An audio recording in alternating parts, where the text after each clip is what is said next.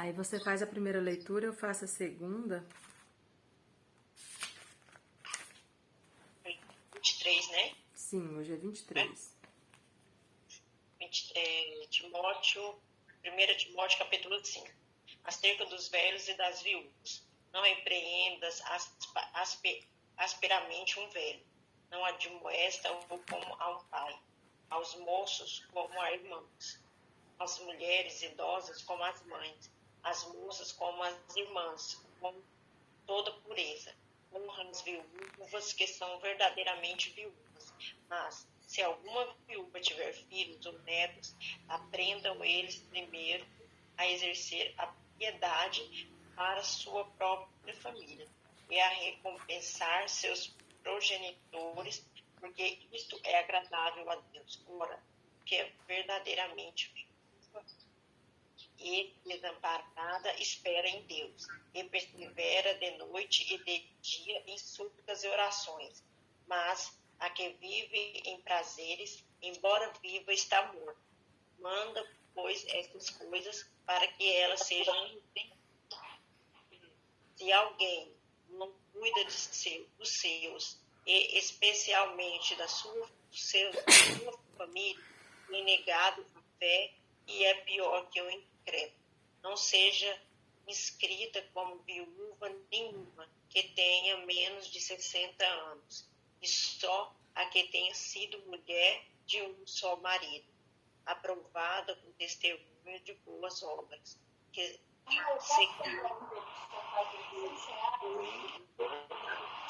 os pés aos santos, se socorreu os atribulados e praticou toda sorte de boas obras, mas rejeita as viúvas mais novas, que tornam levianas contra Cristo em casar-se, tendo já a sua condenação por haverem violado a primeira fé. E, além disso, aprendem também a ser ociosas, andando de casa em casa, e não somente ociosas, mas também faladeiras e intrigantes, falando que não convém. Quero, pois, que as mais novas se casem, tenham filhos, dirijam a sua casa, e não deem ocasião ao adversário de maldizer, porque já algumas se desviaram indo após Satanás. Se alguma mulher crente tem viúvas, socorra-as, e não se sobrecarregue a igreja para que esta possa socorrer os que são verdadeiramente viúvas. Os anciãos que governam bem sejam tintos ou dignos de duplicada honra, especialmente os que labutam na pregação e no ensino, porque diz a Escritura: não atarás a boca ao boi quando debulha, e digno é o trabalhador do seu salário. Não aceites acusação contra um ancião, senão com 2 ou 3 testemunhas. Aos que vivem no pecado, repreenda-os na presença de todos, para que também os outros tenham temor. Conjuro-te diante de Deus e de Cristo Jesus, e dos anjos eleitos, que sem prevenção guardes estas coisas, nada fazendo com parcialidade, a ninguém ponhas precipitadamente as mãos, nem participe dos pecados alheios. Conserva-te a ti mesmo puro. Não bebas mais água só, mas usa um pouco de vinho, por causa do seu estômago e das tuas frequentes enfermidades. Os pecados de alguns homens são manifestos antes de entrarem em juízo, enquanto os de outros descobrem-se depois. Da mesma forma também, as boas obras são manifestas antecipadamente, e as que não o são não podem ficar ocultas. Amém. 24. Todos os servos que estão debaixo do jugo considerem os seus senhores dignos de toda a honra, para que o nome de Deus e a doutrina não sejam blasfemados. E os que têm senhores crentes não os desprezem, porque são irmãos. Antes os sirvam melhor, porque eles que se utilizam do seu bom serviço são crentes e amados. Ensina e recomenda estas coisas. Se alguém ensina alguma doutrina diversa e não se conforma com as sãs palavras de nosso Senhor Jesus Cristo e com a doutrina que é segundo a piedade, é soberbo e nada sabe, mas delira acerca de questões e contendas de palavras, das quais nascem invejas, porfias, injúrias, suspeitas maliciosas, disputas de homens corruptos de entendimento, privados da verdade, cuidando que a piedade é fonte de lucro. E, de fato, é grande fonte de lucro a piedade com o contentamento. Porque nada trouxemos para este mundo e nada podemos daqui levar. Tendo, porém, alimento e vestuário, estaremos com isso contentes. Mas os que querem tornar-se ricos caem em tentação e em laço, e em muitas concupiscências loucas e nocivas, as quais submergem os homens na ruína e na perdição. Porque o amor ao dinheiro é a raiz de todos os males. E nessa cobiça alguns se desviaram da fé e se traspassaram a si mesmos com muitas dores. Falando aqui de Judas, né? Mas tu, ó homem de Deus, foge destas coisas. Segue a justiça, a piedade, a fé, o amor, a constância e a mansidão. Peleja a boa peleja da fé. Apodera-te da vida eterna, para a qual foste chamado, tendo já feito boa confissão diante de muitas testemunhas. Diante de Deus, que todas as coisas vivifica, e de Cristo Jesus, que perante Pôncio Pilatos deu testemunho da boa confissão, exorto-te a que guardes este mandamento sem mácula, irrepreensível, até a vinda do nosso Senhor Jesus Cristo, a qual no tempo notório manifestará o bem-aventurado e único e soberano, Rei dos reis, Senhor dos senhores, aquele que possui ele só a imortalidade e habita em luz inacessível, a quem nenhum dos homens tem visto, nem pode ver, a qual seja a honra, poder e sempre eterno. Amém.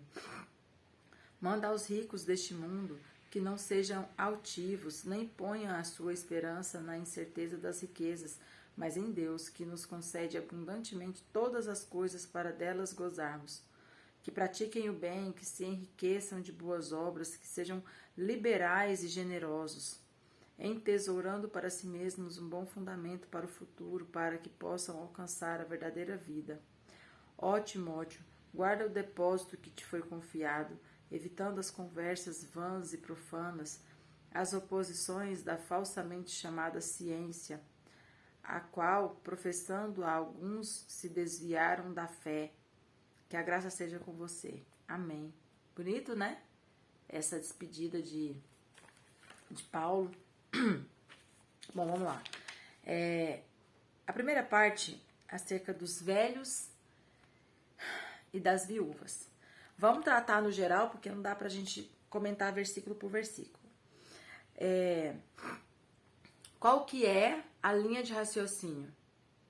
Primeiro, pelo texto, a gente entende que havia na igreja primitiva um trabalho de assistência específico para com as viúvas.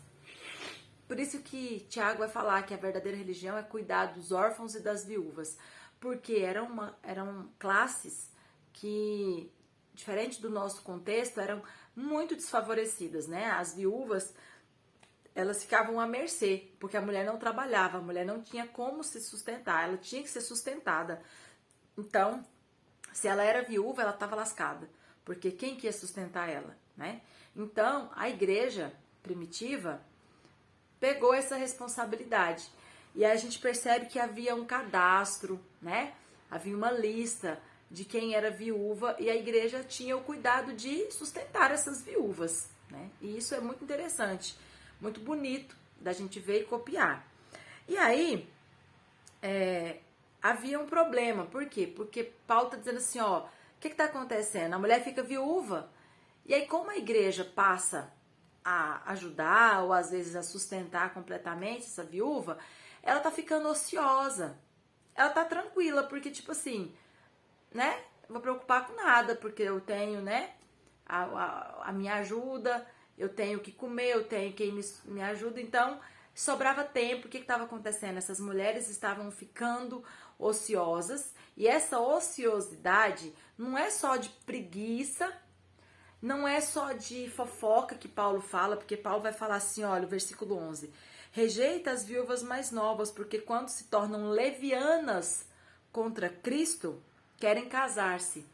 Então elas ficavam ali meio que querendo ser viúva por causa da ajuda, mas queriam casar de novo. Por quê? Porque elas não queriam viver na condição de viúva. Então Paulo fala, olha, vamos fazer o seguinte, só vai inscrever as que tiver as que tiver mais de 60 anos. Se tiver menos, fala assim, irmã, casa. Casa, porque aí a gente resolve dois problemas, né? Uma despesa a menos e uma mulher à toa a menos. E quando Paulo censura aqui no versículo 13 fala que elas aprendem a ser ociosas e ficam andando de casa em casa. E não somente ociosas, elas não ficam só à toa, mas elas começam a ficar faladeiras e intrigantes. Então, o problema de Paulo com essas falsas viúvas não era delas ficar à toa. A treta de Paulo não era porque elas estavam à toa e sobrando tempo demais. O problema é que esse tempo de sobra fez com que elas fossem alvo de, como que eu posso dizer, elas passaram a ser usadas para levar e trazer, não fofoca, mas falsos ensinamentos. Então, quando Paulo fala aqui no finalzinho do versículo 13, ó, faladeiras, intrigantes, falando que não convém. Então, Paulo não está falando aqui de fofoca. Ai, você viu o que a vizinha fez? Ai, você viu a fulana? Você viu a Beltrana? Não é isso que Paulo está dizendo. Paulo aqui está falando de algo mais sério e que a gente entende que pode ser falsos ensinamentos, né? Falsas doutrinas. E aí, se a gente pega isso, liga com o que Paulo fala lá na frente, que a mulher aprenda em silêncio, a gente entende por que Paulo é tão duro com a mulher. Por que ele usa o exemplo lá de Eva, né? Que Eva que caiu. Por quê? Porque aqui a gente vê de novo um cenário onde possivelmente as mulheres haviam sido de novo a parte que foi enganada.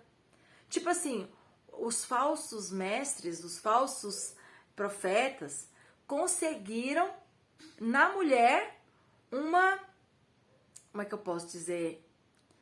Um alvo. Eles conseguiram na mulher ser esse veículo de propagação dessas falsas doutrinas. Então, pode ser que isso aqui esteja ligado com o que Paulo estava dizendo lá na frente. Tipo assim, olha, assim como Eva foi a parte enganada, de novo, as mulheres estão sendo a parte enganada. Então, vamos resolver o mal pela raiz. Mulheres, ó, fica quietinha, aprenda em silêncio. Por quê? Para vocês não ser veículo de levar e trazer informação errada. E isso se nós fizermos uma ponte e ligar o que Paulo disse lá com o que ele está dizendo aqui. Porque aqui ele está falando que essas mulheres eram mulheres que estavam falando coisas que não convinha, tá? O que mais aqui? Aí ele dá um padrão.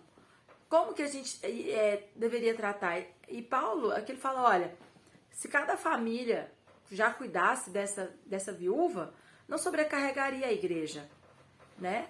Porque era muito mais fácil, cada família tem uma, duas viúvas. E as famílias naquele tempo eram famílias grandes, não é igual a nossa hoje, que é 4 pessoas numa família. Eram famílias grandes. Então, a visão de Paulo é que, na verdade, esse problema poderia ser resolvido sem pesar para a igreja. Mas se há uma necessidade de tratar, né, já que a igreja agora é um relacionamento que a gente vive em comunidade, se há uma necessidade de se tratar, como? E aí ele cria um padrão. As mulheres tratam como mãe, apesar que ele trata só o homem, né? O velho, se você tiver que chamar a atenção dele, tiver que admoestar ele, tá errando, tá cometendo algum tipo de comportamento inadequado, não trata ele do jeito que você quer, trata como se fosse o seu pai. E aqui também cabe uma observação. Não como eu trato o meu pai, não como você trataria o seu pai, mas como a cultura, como a palavra ensina a tratar o pai, que é uma maneira de honra, né? O judeu, ele respeita muito o mais velho, o idoso, o pai. Então, assim, às vezes a gente pensa assim, como eu trataria meu pai, mas às vezes a gente não tem o mínimo de respeito pelo nosso pai. Então, o critério não é como você trataria o seu pai, mas como se deve tratar o pai. E aí o mesmo padrão é para as mulheres idosas, né? Que sejam tratados como mãe, as meninas que sejam tratadas como irmãs e os meninos como irmãos. E por quê? Porque quando você cria essa tabela, é fácil de você criar um ambiente respeitoso, ok? Bom, basicamente das viúvas é isso. Aí agora ele fala dos anciãos. Esses anciãos, ele não está falando só de ancião de idade, a partir do versículo 17. Ele está falando do ancião que cuida da congregação, que se dedica em estudar as cartas, o evangelho, o que Jesus ensinou, que se dedica na oração, no aconselhamento. Então, é dessa pessoa que ele está falando, porque às vezes a gente pode pensar assim, ele está falando do ancião, a pessoa velha, né, o chefe de família, o patriarca da casa. Não é disso que Paulo está dizendo. Paulo está dizendo do chefe da comunidade cristã. Então ele fala, olha, o ancião que governa bem, que seja tido digno de duplicada honra. Essa duplicada honra, Paulo está falando das recompensas. Honrar era a maneira como Paulo falava da gente retribuir esse ancião com bens. Então, se ele se dedicava no trabalho da comunidade, eu honrava ele com os bens. Levava ali, matava um animal, eu levava uma parte, fazia a colheita dos grãos, eu levava uma parte.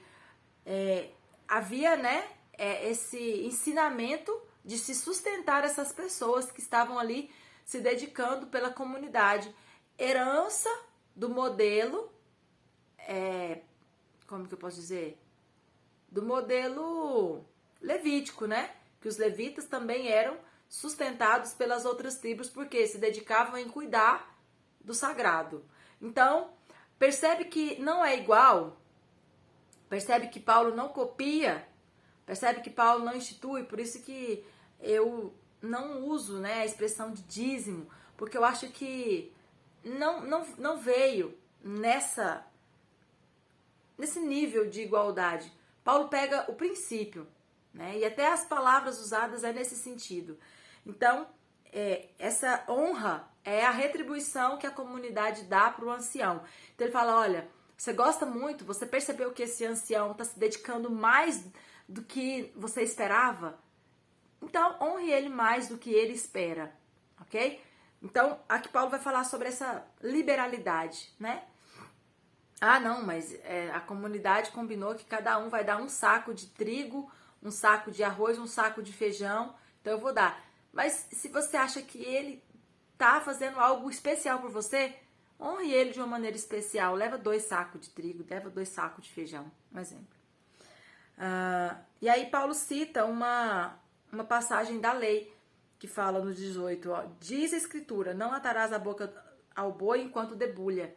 O que essa expressão é? Essa expressão tá lá na lei e é o momento que o boi ia debulhar o milho, né, a colheita. Eles pegavam o boi, o que eles faziam? Amarrava a boca do boi pro boi não comer as espigas, para não dar prejuízo, porque ele ia pisando ali, carregando a pessoa, né, e fazendo o serviço e comendo, né? Aí eles amarravam. Aí a lei diz, olha, não faz isso, porque o boi tá trabalhando, ele tem direito de comer. Não é porque ele é um animal que você vai fazer isso com ele. Então, eu acho muito interessante, né, a lei com essas aplicações, porque é tão atual, né? Então, não atarás a boca ao boi enquanto debulha, porque o boi está trabalhando. Então, se ele está trabalhando, deixa ele comer. Então, é a mesma regra. Se o ancião está trabalhando, ele tem direito de ser, né, de ter uma recompensa. Então, você vai só sugar, só quer só venha a nós, como diz o ditado, né? Enfim. Aí aqui eu quero fazer um comentário seguinte.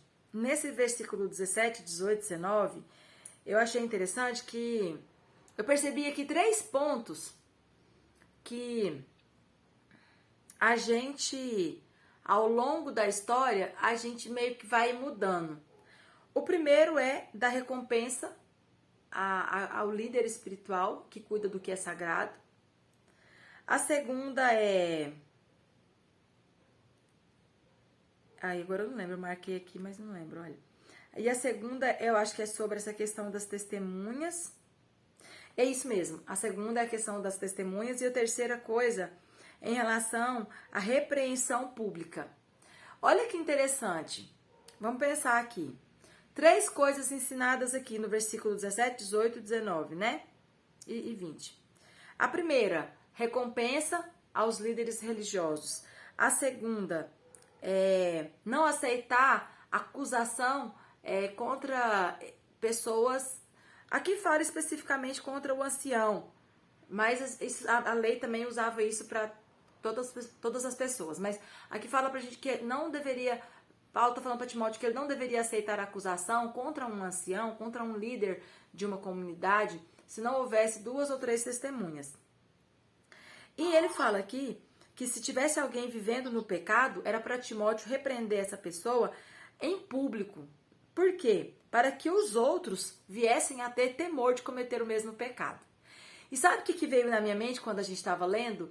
Que esses 3 conceitos, eles ao longo da história, eles estão sendo meio que derrubados, né? Essa questão mesmo da retribuição em relação ao líder religioso. A gente percebe que as pessoas têm uma dificuldade com isso, né? As pessoas não aceitam você sustentar o pastor. Quando um pastor trabalha e tem o próprio salário fora, aí as pessoas falam, não, aí tudo bem, né? Porque ele está trabalhando. Como se cuidar da igreja, cuidar do sagrado não fosse trabalho. Então a gente percebe que há uma força que vai contra esse princípio. E a gente vai entrando nela, né, ao longo da história. A segunda, sobre a acusação. Eu vi uma vez um rapaz explicando que essa questão da acusação, na lei, é bem claro, não pode ter uma acusação sem testemunhas.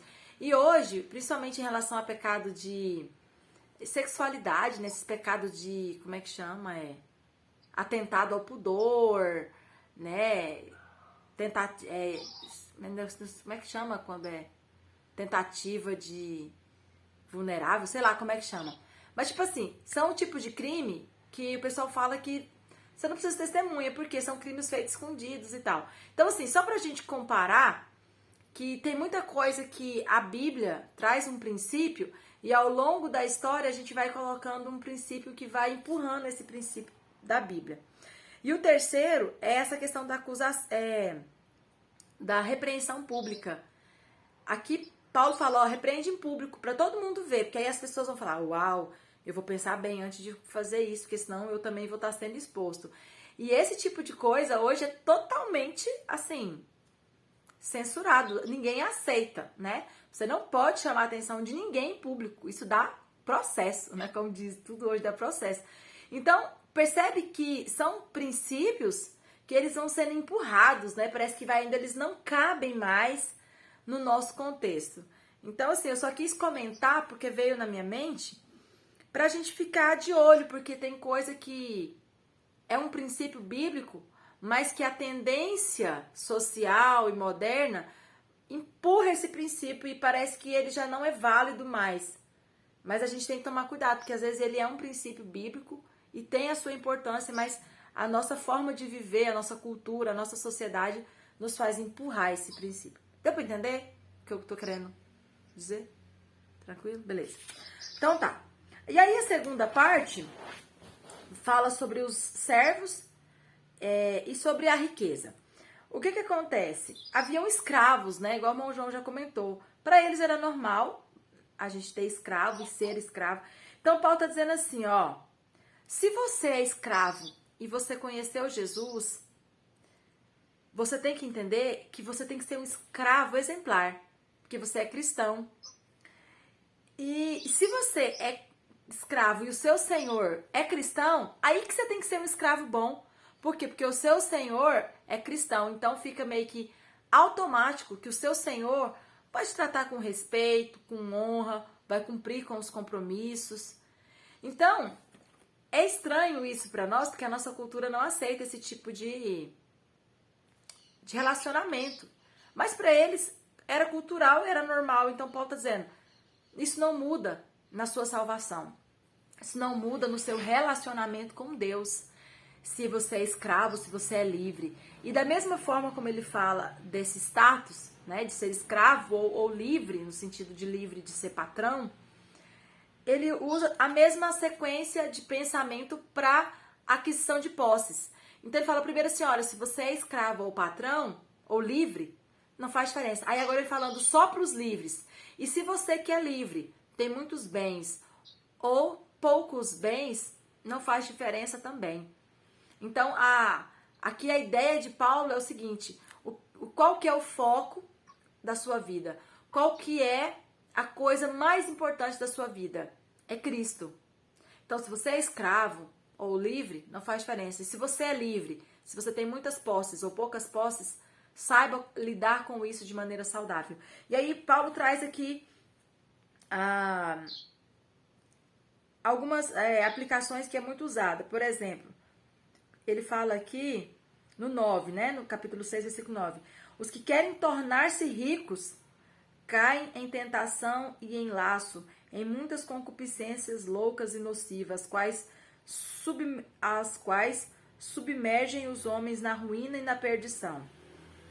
Gente, não é novidade para ninguém que a maioria das pessoas que tem um desejo fixo e obstinado de adquirir riqueza, essas pessoas chegam um momento das suas vidas que elas vão submergir, elas vão ruir, porque é o que Paulo está falando aqui. A concupiscência faz isso, e a concupiscência é um desejo fixo que você não muda por nada, né? E a gente conhece pessoas que a gente convive, né? Que falava e tinha esse discurso, olha, eu vou ficar rico, acima de tudo, eu vou ficar rico. E quando eu ficar rico, eu não quero saber se meu pai, minha mãe, meu irmão, quem for, não vou usar a minha riqueza. Por quê? Porque eu que estou suando para conseguir, eu que estou correndo atrás, então eu que vou usufruir. E é mais ou menos isso. A gente às vezes pensa que não, que isso, mas tem. Nós somos assim, né? A gente tem que lutar contra isso, mas nós somos assim. Então, essa expressão de Paulo, ela é muito usada para se falar, né, de riqueza, de dinheiro. E aí no versículo 10, ele fala, porque o amor ao dinheiro é a raiz de todos os males. Por quê? Porque nessa cobiça, as pessoas se desviam da fé e se traspassam a si. Aí aqui ele dá um exemplo de Judas, ó. Porque o amor ao dinheiro é a raiz de todos os males. E nessa cobiça, alguns, ele tá falando de Judas, se desviaram da fé, ó, tá no passado. E se transpassaram a si mesmos com muitas dores. Por quê? Porque Judas ficou tão ambicioso por causa do dinheiro que traiu Jesus. E qual que foi a consequência? Ele teve o dinheiro, mas o dinheiro não serviu para nada. Pelo contrário, custou a própria vida dele, né? Aí aqui no finalzinho, provavelmente tinham pessoas nessa comunidade que eram ricas, percebe? E o que acontece? Quando há em uma comunidade uma pessoa que tem posses e outras que não, há às vezes como que eu posso dizer? Um desejo da gente de querer sempre crescer, ou não. Mas vamos imaginar que sim. Então Paulo está dizendo assim, olha, tem rico na sua comunidade, então ensina esses ricos como procederem. E quem não é rico, cuidado com o que vocês querem. Porque percebe que aqui no finalzinho ele fala assim, ó, o versículo 17. Manda aos ricos deste mundo, ou seja, aos que têm posses. Lembrando que essa carta ia ser lida aonde? Na praça da cidade? Não. Essa carta ia ser lida dentro da comunidade, tá? Então Paulo tá falando para os irmãos. Ele fala, manda aos ricos deste mundo porque ele tá falando de riqueza, de dinheiro, não de riqueza espiritual. Que não sejam altivos, porque a riqueza geralmente traz consigo essa altivez. Eu sou melhor do que todos vocês aí, porque eu sou rico. Nem ponham a sua esperança na incerteza das riquezas, mas em Deus. Então, Paulo está dizendo assim, olha, fala para esses ricos aprenderem a lidar. Então, vocês são ricos, aprendam a lidar com a riqueza. E como que é Paulo que lida com a riqueza? Não deixando que a riqueza seja sua segurança, seja fonte de altivez. Pelo contrário, Olha o 18. Que pratiquem o bem, que se enriqueçam de boas obras, ou seja, que além de ter dinheiro, tenham boas obras, que sejam liberais. O que é liberal? Aquele que dá, que libera, aquele que não tem só para si. Que seja generoso. Não adianta você ter bens e ser aquela pessoa egoísta que só quer para você. Entesourando para si mesmos um bom fundamento para o futuro. Ou seja, aqui já está falando da riqueza espiritual. Além de você entesourar moedinhas de ouro, entesoura para o futuro uma riqueza para o futuro, ou seja, na vida espiritual, para que possam alcançar a verdadeira vida. Ó Timóteo, guarda o depósito que te foi confiado, evitando as conversas vãs. Esse depósito, vocês acham que Paulo está falando de depósito espiritual? Ou ele, já que ele está falando de dinheiro, de moeda, pode ser que haviam dado, né, algum valor para Timóteo. Timóteo tinha ali um depósito, né, uma quantidade de dinheiro. O que vocês acham? Ó Timóteo, guarda o depósito que te foi confiado, ou seja, aquilo que é seu, guarda. Dinheiro ou espiritual? Evitando as conversas vãs, profanas e as oposições da falsamente chamada ciência, ao qual professando alguns desviaram da fé. Que a graça seja com você. Então, esse final aqui, basicamente, Paulo faz essa contraposição, mostrando para Timóteo não só como viver, mas principalmente como ensinar esses irmãos a viver. Tanto o que vive como escravo, o que vive como livre, e o que vive que tem muitas posses, o que não tem posses. Como eu lido com tudo isso na minha vida cristã? Então, o objetivo de Paulo é trazer, né, esse rumo, essa direção para essas várias classes. Ok? O que vocês acham?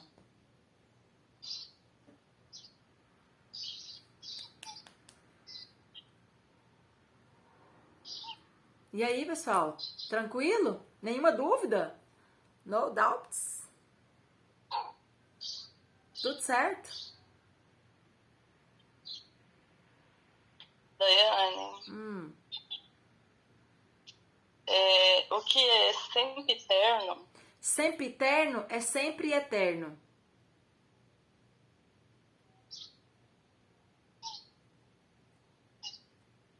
Ok?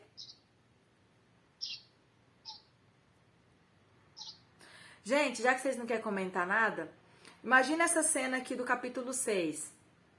Como será que era um relacionamento de um senhor e de um escravo que passam agora a ser cristãos? Assim, eu não sei se é porque é totalmente diferente da nossa cultura, mas olha o que Paulo fala, né?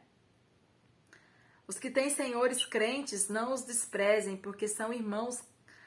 Antes os sirvam melhor, porque eles se utilizam do seu bom serviço e são crentes e amados.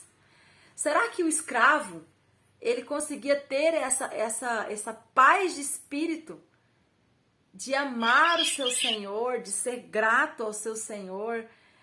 Sabe, eu fico pensando sobre isso, porque não sei se por causa da nossa história cultural, mas a gente geralmente é levado a ter um comportamento de aversão aos nossos patrões. A gente é ensinado de muito pequeno que o patrão é um carrasco, que o patrão é um sanguessuga, que o patrão é a parte exploradora, que o patrão só quer arrancar o couro. E aí eu fico pensando, né, como era desafiador para um cristão servir, né, o seu senhor e amar o seu senhor, né, e o patrão amar aquele escravo, né. Eu fico pensando que como que ser cristão é algo que vai acima de pode, não pode, de faz ou não faz, de vou ou não vou. E como a nossa cultura cristã fica presa nisso, né? De pode, não pode, de vou, não vou, de faço, não faço. E como a preocupação da Bíblia é muito mais profunda, vai muito mais, como diz o outro, o buraco é muito mais embaixo. E a gente fica, né? Assim, numa superficialidade tão grande na nossa caminhada cristã e a palavra está preocupada com coisas tão profundas, né, da nossa formação e do nosso caráter. E eu fico me perguntando, meu Deus, como lidar com isso, né? Como eu me comporto com isso, né? Como, por exemplo, na condição de patroa, eu tenho funcionários, como ser uma patroa desse jeito que Paulo está ensinando, né? Sabe, que seja o reflexo de Cristo, que entenda, né, a posição que você tem e como honrar a Deus nessa posição. Eu acho isso tão desafiador, particularmente, né, falando, mas... Eu acho, Daiane, que isso é desafiador não só, é para tudo. Você vê, é desafiador, né, para honrar a Deus. Por exemplo, aqui fala, né, dos deveres das mulheres cristãs. Fala novamente dos trajes, né, de como andar, e aquele negócio que às vezes que é decoroso para você, não é para outra pessoa, mas assim, às vezes a gente vai na igreja e tem irmã que tá, às vezes a pessoa fala, tá vestida a vácuo, né? Mas assim, aí vai da consciência, entendeu? Eu acho que tudo é para Deus, a gente tem que ter, é difícil de medir, sabe? Uhum. Então, é justamente isso. A vida cristã, ela vem em um nível muito subjetivo e muito profundo. E aí, o grande problema é a gente tentar mensurar as coisas, porque aí você fica no nível, né, da superficialidade. É justamente isso, Célia. Eu acho que seria libertador a Igreja de Jesus... Mas até quando também você está fazendo o que você acha que é correto, que o seu coração, ou muito que as pessoas acham que é correto. Sim, então é justamente isso. Eu acho que seria assim, libertador se a Igreja de Jesus tivesse um foco de aprofundar, olhar para dentro e para o profundo. E isso ia fazer com que nós tivéssemos uma vida mais preocupada com o ser do que com o fazer, sabe? E se a gente fizesse isso de verdade, o Espírito Santo, ele não deixa a gente errado. Há uma palavra na Bíblia que é discernimento. O problema é que a gente não tem discernimento. Por quê? Porque vivemos tão superficiais no nosso relacionamento com o Espírito Santo que fica tudo muito superficial. Então, a gente faz as coisas, igual você falou, da roupa, a roupa vácuo. Aí a gente olha e aí a gente fica assim, não sei se aquilo é certo, se é errado, se pode, se não pode. Por quê? Porque não há discernimento, porque vivemos na superficialidade. Se fôssemos uma geração que vivesse imersa no Espírito Santo, haveria essa experiência do discernimento. E isso faria toda a diferença, né? E talvez isso seja o que individualmente cada um de nós devêssemos buscar, né? Talvez esse seria o desafio, de viver essa vida no singular, né? Esse relacionamento no singular. Talvez, e para isso Deus tenha chamado, né, a Igreja de Jesus nos últimos dias para viver essa vida. Porque percebe que a gente lendo a Bíblia, é isso que a gente vê? É isso que a gente percebe? Essa chamada, né? As cartas têm esse convite para uma vida profunda, uma vida imersa, muito abstrata, muito imensurável, não tem como ficar medindo o que Paulo ensina. E talvez esse seja o nosso grande desafio, né? Bom, ok, vamos encerrar. Nosso tempo acabou. Deus abençoe. Até segunda. Eu quero aproveitar esse vídeo.